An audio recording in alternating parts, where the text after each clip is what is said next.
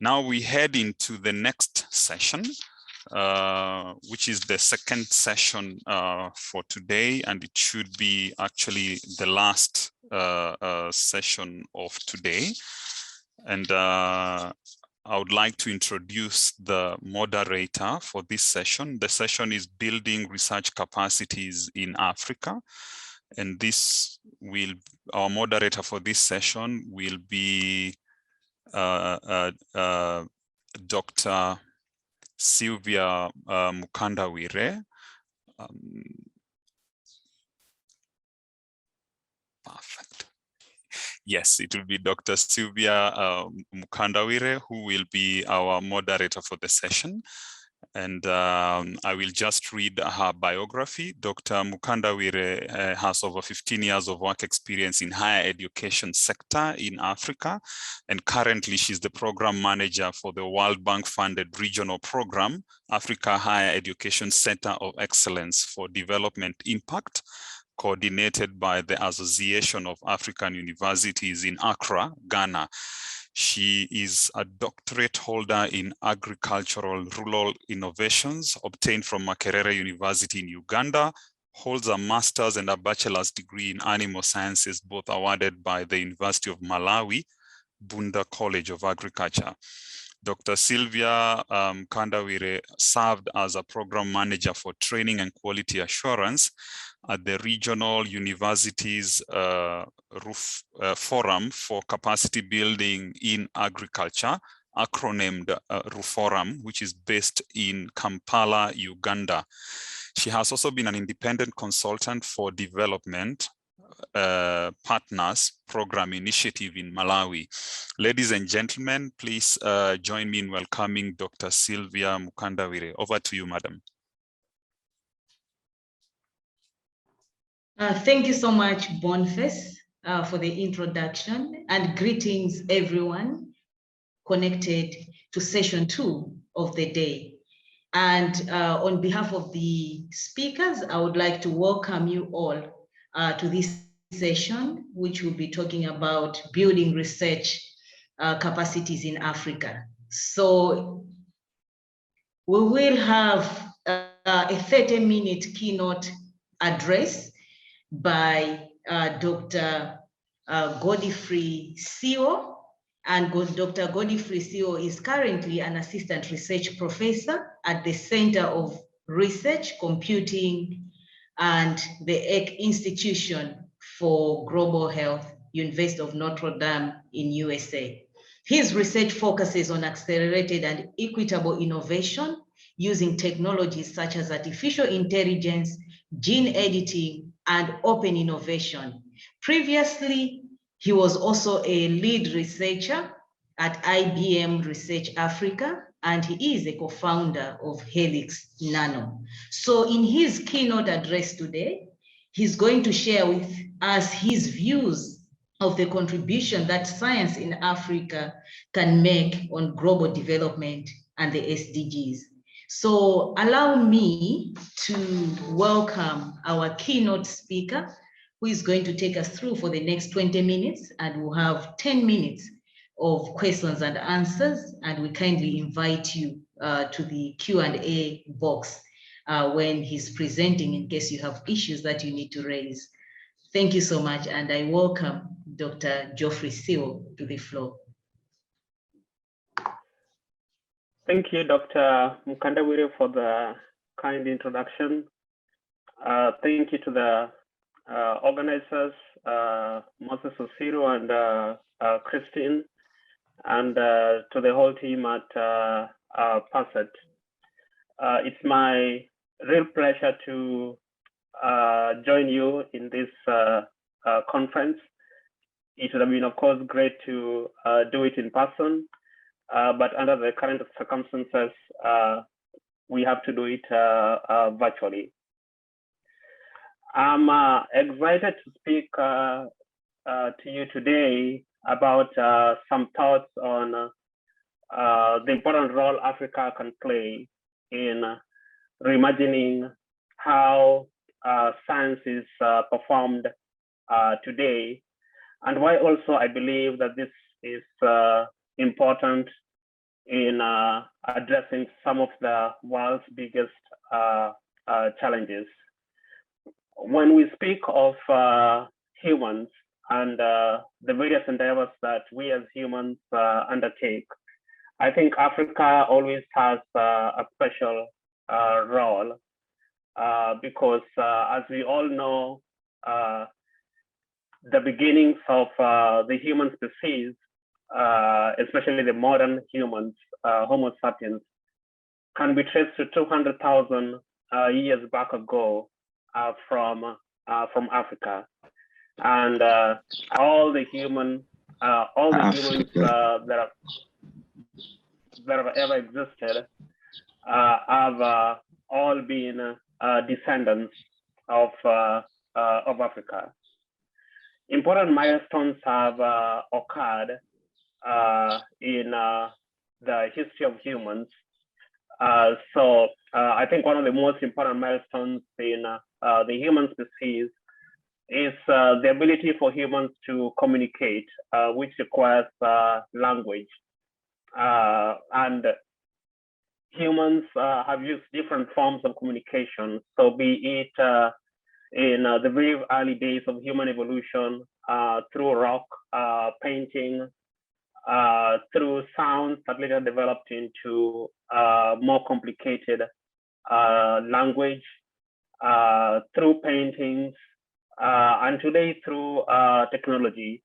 And perhaps we can say that the ability of humans to exchange ideas and write them down enables humans to learn from each other at a scale that is difficult for other species. So humans, we can learn from those who exist in our current generation, but we can also benefit from the knowledge and experiences of those who lived before us. And so, sorry, Dr. Siwo, to cut you short. Apologies. Yes. Are you able to make it full screen? At the Yes. moment, what we see are more like the transitions. Oh, okay. Thank you for pointing that out. I'll just, let's see, do that again. So when I go to PowerPoint, let's see. I think if you click here, use slideshow. Okay. So let me do that. So use slideshow. So do you see the full one now? Perfect. Please go ahead, sir. Oh. Thank you. You can proceed. So I was going to say that thank you. It's important for us to take a quick history of science. And, you know, the very early beginnings of science can be traced to ancient Egypt, and ancient Egyptians were already counting and performing geometry, which of course are the foundations of mathematics as we know it. And even the idea of science itself, and we know that at the core of science is the idea of the scientific method, that this can also be traced to ancient Egypt. And of course, science has had several important contributions from thousands, millions of people. There are a few that we particularly always tend to remember. So like Aristotle or Galileo Galilei. But I want to point out that, of course, the story of science also is only a partial story. There are many stories in the history of science that have been left down in most texts. Especially, I want to point out that, in fact, one of the world's first scientists was probably from Iraq, and he lived in Egypt as well, Ibn al-Haytham. And it's interesting to note that Ibn al-Haytham was very keen on the idea that by observing events in the world and collecting data, that we could test ideas. And he was a proponent that ideas that were tested in data were also it was also important to be able to reproduce those ideas or experiments, which is the foundation of science. And he was a polymath. He is one of the first to discover the laws of reflection and refraction, ideas in which he wrote in a book called Kitab al-Maneza. He was also, in fact, the first to use a sort of rudimentary pinhole camera. And of course, you can say that the idea of a pinhole camera underlies even the modern cameras that we have today. And it's interesting to note that even though Isaac Newton is much more famous than Ibn, but it was Ibn who was the first to maintain that a body in motion perpetually moves unless stopped by an external force. And this, of course, is central to Newton's first law of motion. I also want to highlight that even the history of medicine can be traced to Africa, to an advisor to Pharaoh Zosa, known as Imhotep.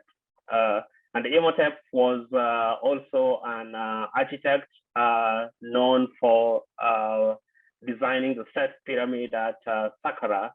And he is also among the first to propose the idea that disease is not something to be dealt with by magic, but something that can be dealt with by observation, diagnosis, and treatment. And unfortunately, Imhotep also is much less known than, of course, Hippocrates, who is widely considered as the father of modern medicine. And just to share one last bit of important history of science in Africa is the Library of Alexandria, one of the largest libraries in the ancient world, where important scientific events occurred. And a few examples being that it is here in the Library of Alexandria where researchers first stated that the Earth revolves around the sun. This was 1,800 years before Copernicus. And it was here also that 1,700 years before Columbus, Eratosthenes proved that the Earth is spherical and calculated its circumference accurately. And it is indeed here that Euclid wrote his elements of geometry. I just want to quickly highlight that even from this brief history of science, we quickly learned that an important role, but that is largely underappreciated in the history that is taught around the world. We, of course, also see that science has always had a diversity problem. You see, there were several examples of only men that I gave. And I think this is just a problem of how the story of science is told. And it's also important that we learn that science has increasingly become a costly enterprise. It's only accessible to and directed by a few of the privileged. So I believe that science needs to be reimagined, especially in the face of challenges we face today and in the future. Challenges ranging from climate change to food security, to the demands of energy for growing population, and to the immense burden of health that the world faces, including the emergence of pandemics. So I want to share with you some ideas I believe are ingredients for scientific progress into the future. And I think that one thing we need to quickly learn is how to innovate under resource constraints. As the world population grows, as our demand for energy and food grows, we will face limited resources, and we need to come up with ways to deal with these. We need also to reframe complex scientific and societal challenges into computable problems. Because once we frame problems into computable problems, it means that we can solve them at the speed of computation. And that makes those problems to be solvable quickly. It also makes them to be solvable by the work of millions of people around the world. And potentially, it also makes some of the solutions much cheaper to develop. I think also, as we learn from the history of science, and as we see even in the distribution of Nobel Prizes across the world, is that we need to embrace inclusivity and diversity at all levels. And the only way we can do this is also to ensure that science is accessible to people of diverse experiences, diverse levels of, distinct levels of education, and those who also have access to less resources. So looking more a little bit into innovating under resource constraints, I think from my own personal story growing up in Kenya and back in 2002 having the opportunity to work at the Institute of Primate Research in Nairobi, I quickly learned that being able to frame scientific questions into computable problems can allow you to solve those problems at a faster scale. And to give an example here, back in 2002, I became interested in certain DNA elements in the human genome. And even though I didn't have access to an advanced lab to test these ideas, I thought that maybe I could go to cyber cafes around my university then, Egerton in Kenya. And there I would quickly learn how to analyze DNA sequences. And this convinced me that being able to convert complex problems into information problems can allow you to solve them faster. And in fact, because of this, a team of students at Egerton University is shown here in a picture back in 2002, 2003 to 2005. We organized a series of bioinformatics workshops, completely student-led workshops, but also supported by our then Vice Chancellor at Egerton, Professor Shaukat Abdul Razak.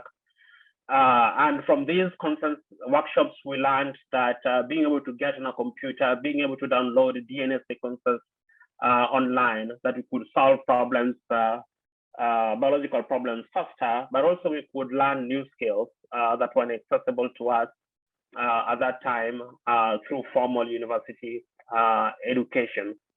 And I want to point out that this is how also collaborations begin. And in fact, around 2010, some of us in this photo got back together to organize a virtual conference, bring together several students from Africa, India, and the US.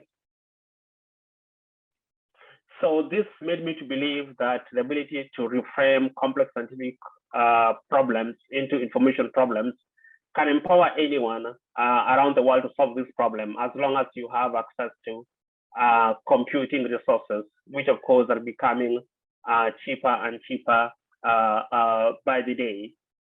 So central to this idea is the idea that given any scientific problem, you can make some measurements or maybe collect some data today online. And based on this, you can be able to solve these problems using computing. And I'll give a few practical examples. So one here on how this idea can be used to accelerate drug discovery using artificial intelligence. And I initiated a project that we call the Pandemic Response Emergency Preparedness Therapeutics Initiative, or Preemptive, whose goals are to develop a broad spectrum antiviral drugs that could be basically used to target multiple viruses, existing and emerging ones such as SARS-CoV-2. And in this project, we have done some work where we have analyzed millions of publicly available gene expression data of human cell lines that were exposed to thousands of small molecules. And from this data, we were able to identify that there are some small molecules that can basically trigger an innate antiviral response. And the idea is that such small molecules can be used to basically fight any virus because all viruses are sensitive to innate immune responses that human cells make. And the idea with this project is also to leverage technologies such as artificial intelligence, and I'll speak a little bit of how this works. And to give an example, we have begun to demonstrate how artificial intelligence can be used to design one class of drugs known as nucleoside analogs. Nucleoside analogs are important because nucleosides are building blocks of DNA and RNA. So when we speak of the A, the G, the C, or the T in DNA, all of those are nucleosides. They're important in fundamental biology, but they're also some of the most successful antiviral drugs. So several HIV drugs are nucleoside analogs, and remdesivir and molnupiravir that are being used for COVID-19 are also nucleoside analogs. And we are taking a new approach to designing nucleoside analogs using an approach known as generative chemistry. And the foundation of this approach is basically that you can train an AI system using a large database of chemical molecules. And the AI system learns how to generate new chemical molecules based on the molecules it has been trained on. We have developed a special AI model that we call conditional randomized transformer, or CRT. This AI model is actually based on a popular AI model known as GPT that has been shown to be able to perform several kinds of analysis on human language. So using this model, we've been able to train an AI system that basically can generate new molecules. And a few examples of molecules generated by the AI system here are two shown here. One of those is actually similar to a nucleoside analog that was here, and another that was that is a nucleoside analog used for herpes virus. We've also shown that this AI system can design nucleoside analogs that are similar to those that have been observed naturally. So for instance, one analog from a meteorite, and this is important in exploring the early evolution of life on Earth, and also exploring the potential of life on other planets. And we have also shown that another nucleoside analog designed by this AI system is similar to a nucleoside that is present in some natural RNAs. And I'll quickly point out that we've also used this AI system to come up with the new analogs of both remdesivir, which is approved for, which obtained an emergency approval for COVID-19 in the US last year. So I just want to summarize that the important lessons here is that, first of all, we can use AI to accelerate the design of new molecules because we have done this only over the past 3 months. And also want to point out that there's lots of publicly available data that can be leveraged to do this kind of work. And so having access to computing is a key resource that is needed. Next, I just want to emphasize that as we think about all of these technologies, we need to think of how to be inclusive and equitable in all we do. So I'll give an example here of a project known as the Dream of Malaria Hackathon, where the idea was to use genomic data from the malaria parasite to understand drug resistance, and at the same time to engage young African scientists. And to do this, we organized a hackathon in Johannesburg at IBM Research Africa. And this was very unique in that it's one of the first times that data that was first collected in the US was brought back to Africa for analysis, because oftentimes in collaborations you have data going in reverse, where data from Africa is exported overseas. But I think there's a big opportunity for, in fact, African scientists to become the first to analyze some of the big data sets being generated elsewhere in the world. And if you're interested in reading more about the work, we published a paper back in 2018 describing this hackathon. The other approach I want to mention is that we can also use an approach known as crowdsourcing to solve important problems faster. And crowdsourcing basically involves taking a big problem and sharing it with anyone in the world and asking anyone to come and contribute their solutions. And to give an example here, we shared the data from malaria parasites to try and understand drug resistance. And we shared this data over a period of 3 months and asked anyone to develop some code that could help us identify which of the malaria parasites are resistant to artemisinin or not. And I want to point out that within this short period, we had an incredible level of participation, so 360 participants from 31 countries. And this just shows you that the world can solve certain problems incredibly faster if those problems are shared broadly with those who are interested across the world. And finally, I think that at the core of science is also the need to make it more accessible. Geoffrey, I think you may need to be summarizing. Oh, okay, yeah. So I'll just summarize in the next 1 or 2 minutes and just point out the different strategies that can be used to make science more accessible. So I already gave an example of crowdsourcing, but also want to point out citizen science, which is the idea to engage ordinary citizens in solving scientific because of time, I won't go into the details, but I'll mention one game called Free to Keyword that we designed back in 2012 with the idea of taking the complex problem of drug discovery and making it into a game where students, such as the ones shown here, could learn how drug discovery is performed.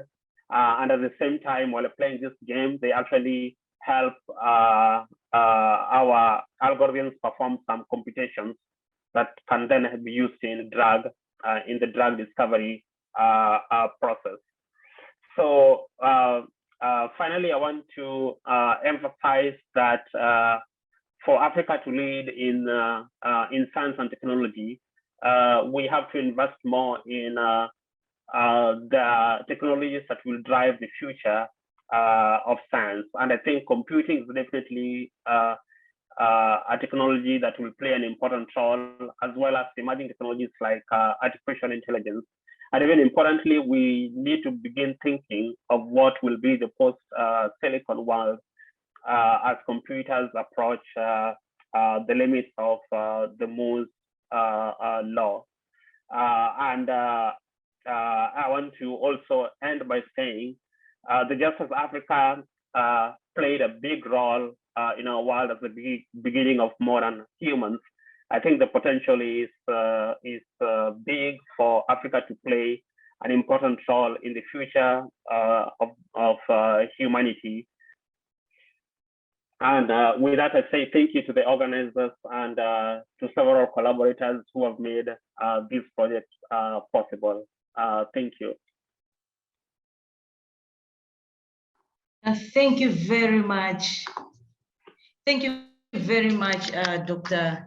Geoffrey, for the exciting keynote address, where you've really taken us through the historical perspective of science and how Africa has been contributing to the science development, and also some of the exciting research that's ongoing on innovations and how technology is supporting all these development. And lastly, I think you also pointed out on these great key messages, take-home messages that as we are driving the future, there are key factors that we really need to look out for and have them in place: internet, computing, artificial intelligence, and others. So we have just 2 questions that I see on the chat box. Because of time, we are going to be going into another panel session, but I think it's important that we take these 2 questions that have come through.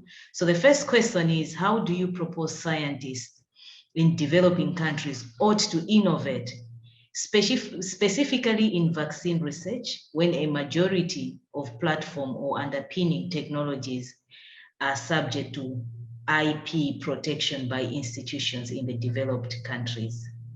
I don't know if you got it. Yes, yes. And then, yeah. And then the second one is from Fabian Ize, says, thanks so much for your presentation, Dr. Siwo. Despite these recorded African scientists in history, Africa is still lagging behind in science research and innovation. Most successful African scientists are not based in their home countries to solve their own issues from community level. What is your view on this? Why do you think Africa is still away behind, and what strategy would you propose to African early researchers to enable us catch up? So those are the 2 questions for your responses. Thank you. Yes, thank you for those questions. So on the first question, which has to do with how does Africa innovate in the space of vaccines, I think actually there's a lot of potential for Africa to innovate in this area, and in a sense because the science of vaccines is becoming a very highly informational science. So if you think about the COVID-19 vaccines that have been successful, especially mRNA vaccines, these vaccines are based on availability of the SARS-CoV-2 viral genome sequence. And the genome sequence of SARS-CoV-2 was freely available to anyone in the world early last year when the pandemic broke. And it means that if Africa invests in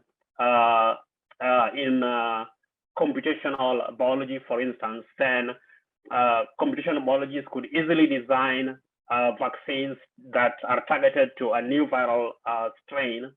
But because there would also be need of investment on the practical side of how to synthesize mRNAs, for instance. And I think even in that space, there's a lot of opportunity for the manufacturing process to be made into an information process. I think my key emphasis is on information. And of course, information always needs some infrastructure for you to make the actual vaccine.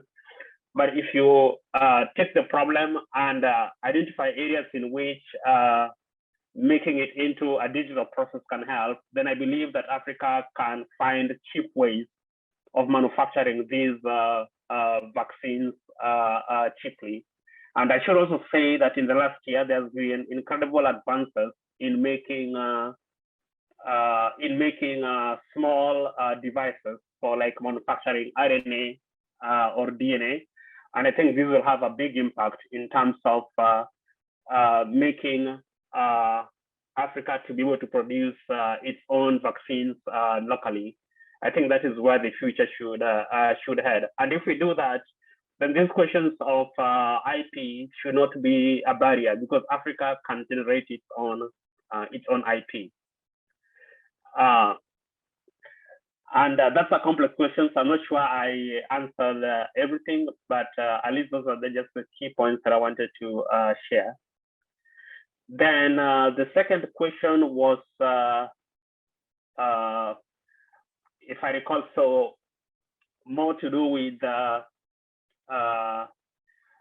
fact that sometimes some African scientists end up not being based in Africa. And I think there's an opportunity in that also, because even for myself, who I'm not currently in my home country, but I collaborate a lot with other people in Africa. So I think we should see this as a way of Africa establishing global collaborations, which can eventually jumpstart new research in Africa, because of course we are passionate about Africa. I can speak for myself and say that I went to school in Kenya. I still have family in Kenya, so I understand the infrastructure limitations. Yet we must also stay positive. So I believe that Africa can play a leading role, and we should see the diaspora as an extension of what we can do together. Thank you so much, Dr. Siwo, for the responses and elaborations on some of the key aspects that were requested by the participants. I think reading from the charts also, a number of participants found your presentation very captivating, and that it was also a very great presentation.